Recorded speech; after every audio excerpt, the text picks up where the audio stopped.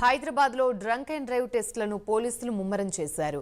New year వేళ special డ్రైవ్లు నిర్వహించారు. నగర వ్యాప్తంగా 1184 డ్రంక్ అండ్ డ్రైవ్ కేసులు నమోదైనట్లు పోలీసులు తెలిపారు.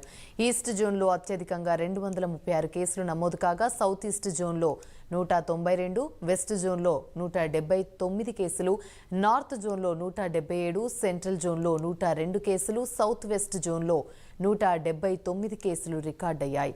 ఇదే అంశానికి సంబంధించి మరిన్ని వివరాలు మా ప్రతినిధి కుమార్ అందిస్తారు. కుమార్, చెప్పండి. Thank you Yamini. ఏదైతే ఈ రోజు న్యూ ఇయర్ కావడంతో నిన్న 31st నైట్ హైదరాబాద్ లో డ్రంక్ అండ్ డ్రైవ్ టెస్టులు మాత్రం ముమ్మరం చేశారు.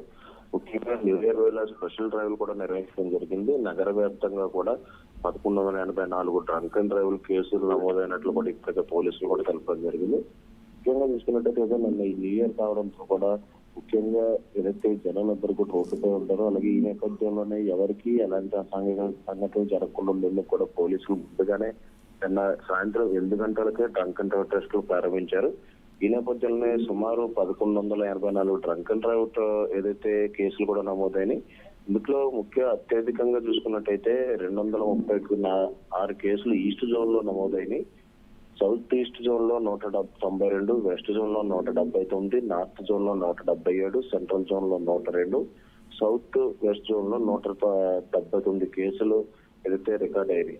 ముఖ్యంగా చూసుకున్నట్టయితే ఏదైతే న్యూ ఇయర్ వేళ కూడా ముందుగానే పోలీసు 3 కమిషనరేట్ పరిధిలో కూడా 3 కమిషనర్లు కూడా ఏదైతే ఈ డ్రంక్ అండ్ డ్రైవ్ టెస్టుల గురించి ముందుగానే ప్రజలందరినీ హెచ్చరించడం జరిగింది.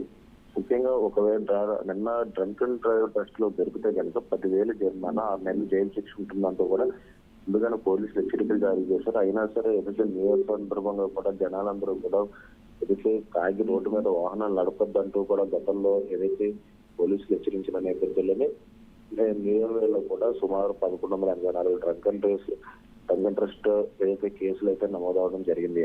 Right, thank you.